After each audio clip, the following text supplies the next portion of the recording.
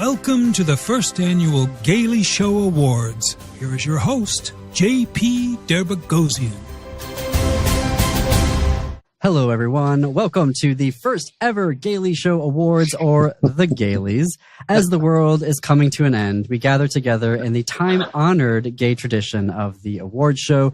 We'll be gather virtually, first on the radio waves and then everywhere you get your podcasts and on YouTube.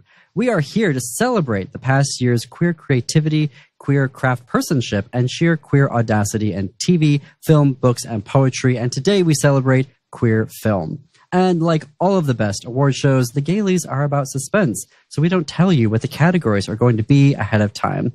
Instead, a guest judge in each industry is selected by me to evaluate the year that was and create the categories to celebrate our queer creatives. And we have a very special guest judge today, Charles Jensen. Charles is the author of 3 collections of poetry and 7 chapbooks. His most recent memoir came out earlier this year. It's called Splice of Life, a memoir in 13 film genres, exploring what it means to be male and queer. Each essay splices together Jensen's lived experiences with his analysis of a single film, which makes him uniquely qualified to be handing out the Gailies and film for this year. So, Charles, welcome. Thanks for having me. It's great to be back. Yes, that's right. You were also a guest earlier this year. So we have our first category, major category, to kick off this year's Gailies in film. It is Best Picture. And the winners are... Well, for me, this was a tie. The 2 5-star movies that I saw this year were Alex Garland's Civil War and The Substance with Demi Moore. With radically different movies, different tones, different stakes, but both so beautifully shot and just so compelling to watch. I loved every minute. I have not seen The Substance yet, but I heard it's got some stuff in it. It's a movie that you will love or loathe. There's no in between. And I think the last 20 minutes of the movie will help you decide which side you're on. That's what I've heard. Yeah, that's what I've heard. Okay. Well, the next category is... The next category is the best movie that I underestimated. So this was a movie that I ignored for most of the year until my partner and I were very bored one night and just put it on because we couldn't decide on anything else. But it was delightful. And that was Fall Guy with Ryan Gosling and Emily Blunt. Such a great send-up of movie making and also the moment that we live in today. But the comedy was so genuine. The performances, I thought, were really fun. And it's all about, behind the scenes on a movie set, stunts, explosions, everything that we would expect from a blockbuster, but done in a great send-up.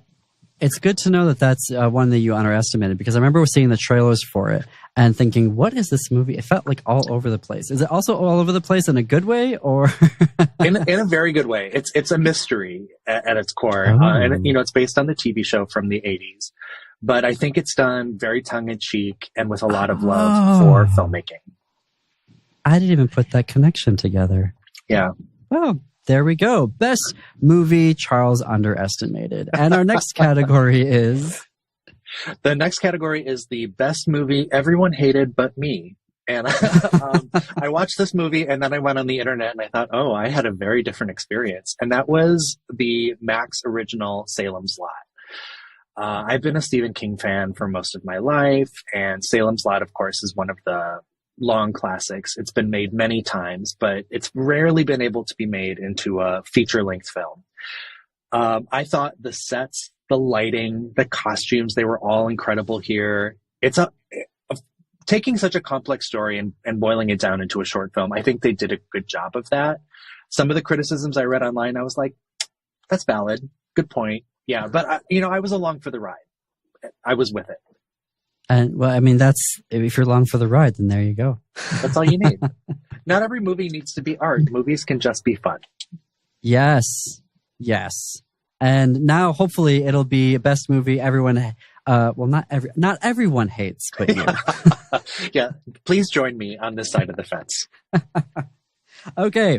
And our next category which is a delightful one. Speaking of delightful. I wanted to acknowledge the best use of a Hemsworth in the last year. You know, there are many of them, and they're all so different. They are the two belts in The Devil Wears Prada. But this one is Chris Hemsworth in Furiosa, who, like a lot of what we've discussed, he was just having the time of his life making this movie. You know, he's got stacks and stacks and stacks of muscles. But this was a brilliant comedic performance while having muscles. And that is something that I really respect and admire. Maybe folks who aren't gay will not know that we spend a lot of time on the internet debating what is the best use of a Hemsworth. and which is the best Hemsworth. You know, I'm sure there's a Liam Camp. Oh, we're not getting into that. It'll end. The comment section will destroy us. So, but in film, the best use of a Hemsworth was Furiosa. Good to know. And our next category, which go ahead. The next category. All right, so there are some performance-related awards here, but this one is for the best lisp of the year. And this goes to Margaret Qualley in The Substance. So why are we recognizing this, of all things, in this movie that is so wild? And I'll tell you, when the character she plays, Sue, introduces herself, she says, "I'm Sue." And it's the perfect infantilization of this character who is designed by science to attract the gaze of men. It's brilliant. It's a brilliant performance. And also it was such a brilliant choice. And the way that it threads through the performance, in contrast to Demi Moore's character, who's, you know, the much more mature, stately actor, it's just a brilliant choice. For folks, I get these categories in advance, so I don't know what Charles is going to pick. And so when I saw that, I thought, what also a great reclamation of a list. Yes. True. All right. And our next category. All right. I also want to acknowledge that there were some very poor choices made in the last year of film. And so this category is the worst chain of coincidental events passing for plot. Now, I wanted to recognize this because in screenwriting and storytelling in general, coincidences are the writer's enemy. Like, things cannot happen without causality. So every event, every choice has to lead to the next. And unfortunately, in the Shyamalan film Trap, everything was a coincidence and everything worked out for the main character's favor. Without these coincidences lining up in the way that they did, there could not have been a movie. Like, it would have been over after 20 minutes. So, as a viewer, it got to the point where it was humorous to watch all of these roll out. Like, there's a point where he wants to get backstage and he has one conversation with one person who's like, well, why don't we let you backstage? And I was like, what? Like, I have been to Taylor Swift's concert. You do not walk backstage. You do not tell them you have cancer and get backstage. Like, this does not happen. So, I was outraged. Outraged. Okay. Well, there you go. I was a moment away from writing a strongly worded letter. Oh, always write the strongly worded letter. They are so the satisfaction. That I should write a book of all of my strongly worded letters and put them together. It'll be, well, there's probably some people that don't want me to do that. But speaking of, I feel like the next category is one that deserves a strongly worded letter. Agree. So this is worst concept and even worse execution. I felt bad that I let myself sit through the whole movie, but that was Joker Folie à Deux. And I want to say here, Lady Gaga, I love you. And this is not about you. You did everything you could. You were not given much. You did much more than you needed to with what was given to you. But this is a movie that hated being a musical, that hated its characters, hated its audience, and just wanted to punish really everyone involved. It was torture to watch. I'm still in therapy about it. It wasn't okay. It wasn't okay. It's not an okay thing to do to people. What do you think was happening there? I wish I knew. I mean, I think, you know, doing a musical as the sequel was kind of an inspired choice. I'll say that. It was unexpected and certainly not what the Burrow audience would have expected out of a revisit of this world. But, you know, before the movie came out, Todd Phillips kept telling everyone it's not a musical. But it's like, girl, it is a musical. People are breaking out into song, and there's lighting cues, and also, yeah, like this is Chicago, but horrible. When I saw that category, I was like, oh, maybe it also could be best film that even Gaga couldn't save. And she tried so hard. She really did. All right. Well, I'm intrigued about the next category. This is the best Wes Anderson impression. And this goes to the movie Longlegs, which is a horror movie with a very notable performance by Nicolas Cage. And Micah Monroe, I think is the name of the main character. So Wes Anderson, has a very specific film vocabulary and style. And this movie was just lifting it left and right. It was a compelling movie. I did enjoy it. But the whole time I was watching it, I kept expecting Gwyneth Paltrow to pop up with a Nico song playing behind her, walking slowly toward the camera. And that would have been okay. I would have been okay with that. It's just like, it was an interesting stylistic choice for this director to make. No one with like a tattoo or a birthmark of Mexico on their cheek. It would have fit right in. No one would have blinked. Okay, this next category. Oh wait, no, not this. Oh wait. One more before we get to that one. So our next category is the best supporting performance by a Bob. And I don't mean a person named Bob. I mean the hairstyle Bob. So I want to start here by recognizing that the most important Bob in cinematic history is Catherine Zeta-Jones in Chicago. And almost nothing can come close to that. But ever. Zendaya's Bob in Challengers was doing a lot of work. It showed up for business. It was there to tell you how things were going to be. And it was not to be trifled with. And I loved that Bob. I haven't seen that film for reasons I won't get into right now because that'll derail the ceremony. But did it save the movie? It is hard to save a movie whose central question is, what if two ugly guys could pull the woman's most talented and beautiful woman? We didn't need the Bob. The Bob was just icing on the cake here. I needed that. Thank you, Charles. Okay, my most favorite category for this year's Gaily Awards in film is... This is the best tribute to Buffy the Vampire Slayer fans, of which I would hope I would be considered among the top fans of the show. Yes. So I Saw the TV Glow is really a love letter to the obsessive fans of paranormal TV shows and how that sort of seeps over into their reality and causes them to question everything. It is also a gorgeously shot, edited, lighted movie. I just want to give a shout out to lighting designers this year because good lighting really, really makes the vibe of a movie. And this film was leveraging it left and right. So I loved it. It was a very, it wasn't ultimately what I thought it was going to be, but it absolutely felt like you could see Buffy showing up, like someone just calls the Scooby Gang and is like, please, or Giles showing up to go, what the heck is going on here? Yes. I mean, the detail that I loved most was that the TV show within this movie that they're obsessed with used the same credits font that Buffy used. Like, it couldn't be more obvious. Mm-hmm. I felt very seen by this movie, which is usually the opposite of how the movie-going experience happens. Well, I don't know if I should admit this on radio, but maybe I did or didn't pirate episodes of Buffy for a time for emergency viewing on my laptop. So that also resonated with me having all the VHS tapes. But yeah, that was how I experienced Buffy the first time as well. And yeah, right. We are going to revisit a film with this next category.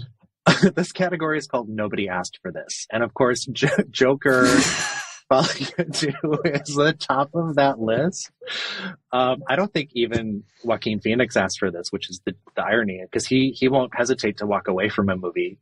But this category is a tie, and the other honoree here is Apartment 7A, which is another Max original that asks the brave question: what if someone else lived in Rosemary's apartment from Rosemary's Baby? So there were things I enjoyed. the rendering of the time period and Broadway performances of that time were great. I do have another recognition that I'm going to hand out to this movie specifically, but for now, it was basically like Rosemary's Baby, except there's no baby. Oh, really? Yeah, so it's like, why are we here? You know, like, it was a movie that just didn't go anywhere for any reason, except we were like, here's a vibe, enjoy the vibe. Well, I'm not going to ask for it. All right. The next category. The best vampires, even though we've been oversaturated with vampires. So, you know, vampires and zombies, I think it's really tough to bring them into movies now, but there were 2 movies this year that I thought it did really well. Salem's Lot was one of them. I love a creepy child vampire, and that is, of course, the central character of Salem's Lot. But Abigail is another vampire that I was super into. So who doesn't love a tween ballerina child of the night? In that movie, you know, it starts out, you think it's a kidnapping heist film. It quickly pivots into horror, and in the best way. So this is a movie that I'm also mad at the internet about, because when it came out, everyone was like, oh, this is trash. What a waste. So I ignored it for a while. But then when I watched it, I was like, you guys, this is fun.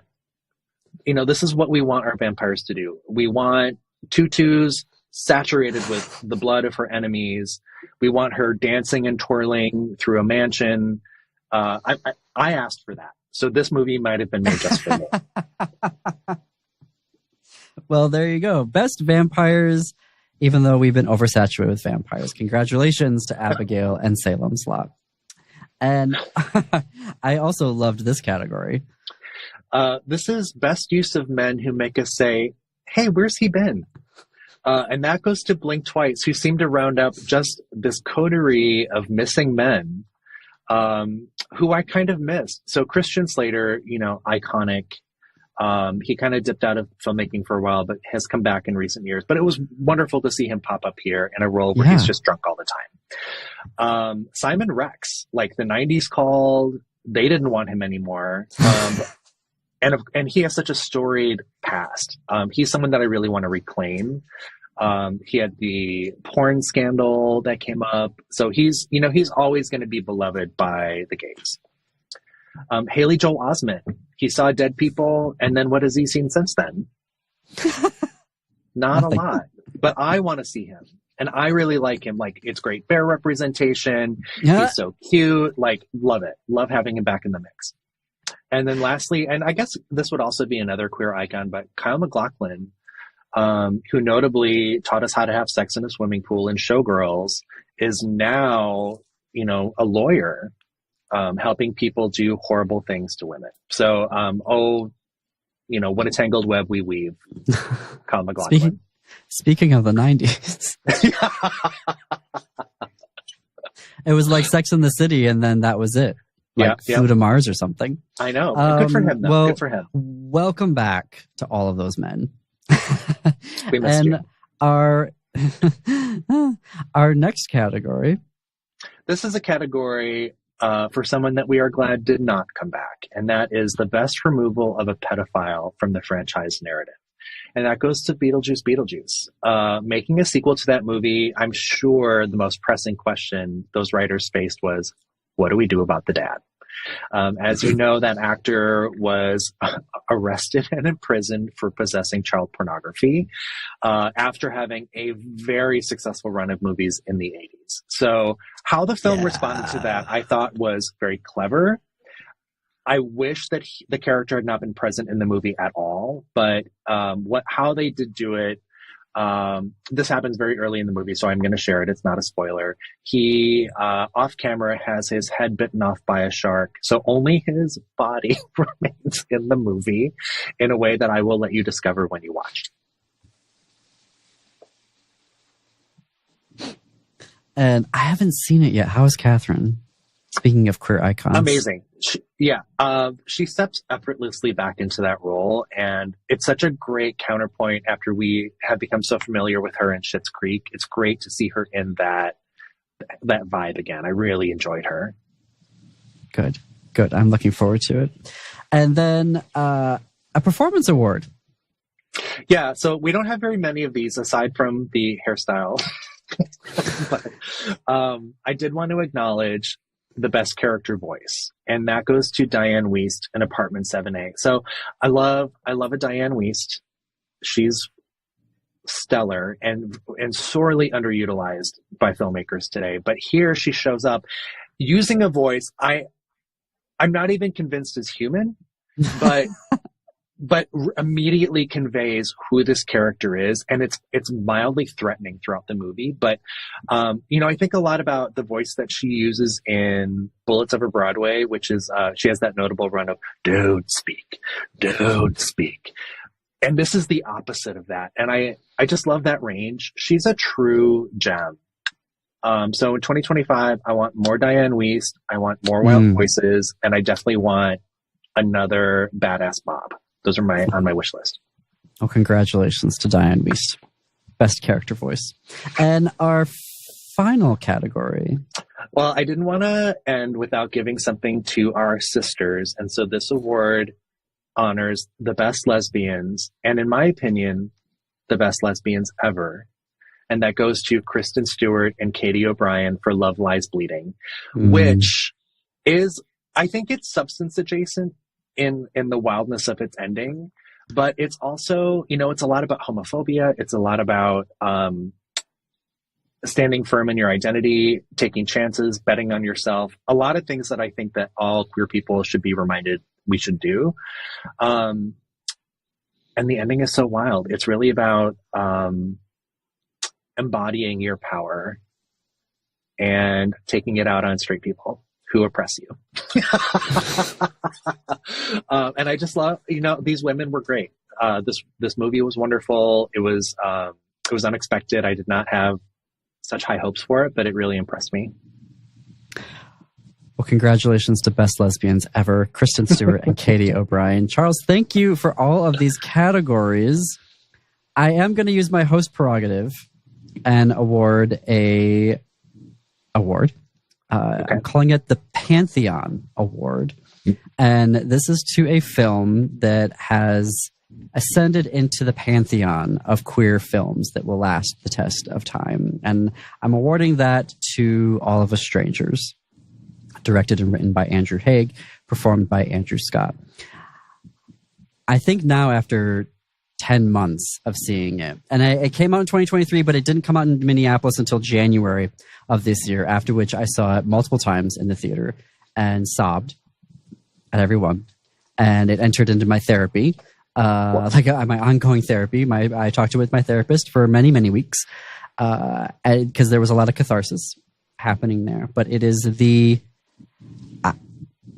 I still have problems trying to describe everything that was happening for me in that film. But when I saw it the first time, sobbed all the way home, I realized something special had just happened. And I think that this film touched a lot of people, and it's absolutely there in the pantheon and will be remembered for a long time, and should be required viewing, maybe on an annual basis, which is what I'm hoping to do this January. See if I can't get a screening of it here on the theater again, because it makes me feel very sad that I might not ever see that film on the big screen again. But there we go, Pantheon Award. Congratulations to Andrew. And Andrew Scott, if you want to pick up the award in person, I know I gave you Best Actor for Ripley 2 weeks ago, so you could have Pantheon and Best Actor. We are located in Minneapolis, Minnesota. We don't actually have trophies, but I will make one for you, Andrew. Just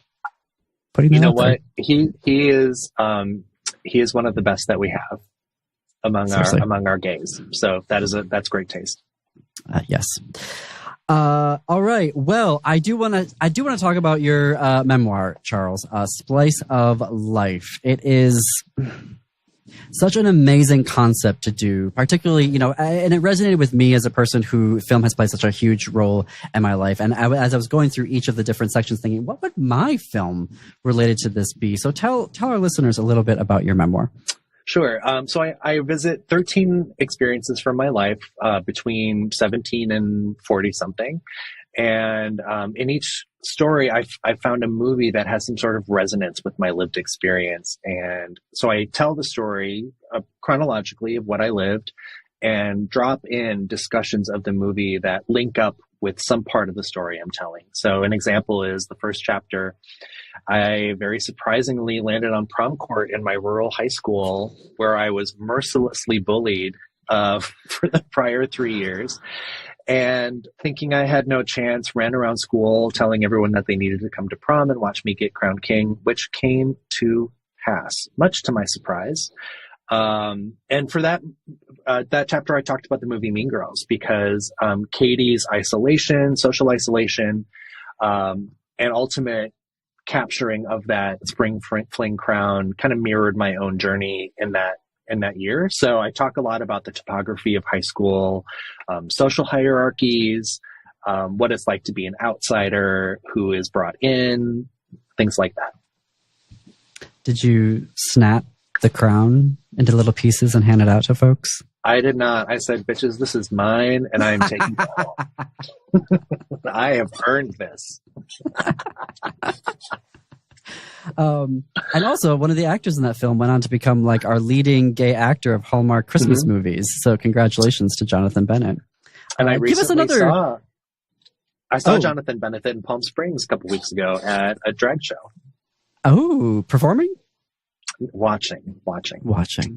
Yeah. So love that he's out supporting the community. Absolutely. Give us another example of a film that was important to you and made it into the book.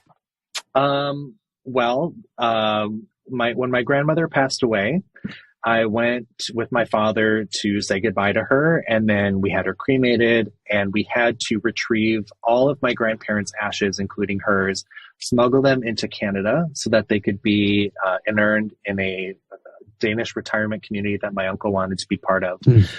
And my uncle is quite a character. At one point, he dressed up like a Coast Guard veteran, complete with a crutch that he kept in his car for such an occasion so that he could garner sympathy from the cemetery employees, which we did not ultimately need. But for that chapter, I wrote about Get Him to the Greek, which is obviously a journey movie like what I was on. But what I discovered in writing that essay is that is a movie that is all about family. Mm-hmm. You know, the family that we show up in and the family that we discover along the way. And that was really the heart of my essay too. So it was one of those just kismet writing experiences. The universe was speaking through me. Wonderful. Congratulations on the book. Thank you for joining us to hand out this year's Gailies in Film. You can find Charles online at... I am on socials at Charles Jensen, and my website is charles-jensen.com. Perfect. Thank you, everyone, for joining us today on this edition of the Gaily Show Awards. They continue next week. We have one of the poet laureates of Portland, Maine, Maya Williams, who will join us to hand out the Gailies in poetry. So we will see you back here next Saturday at 2:30 p.m. In the meantime, see you, queers and allies, in the bookstores.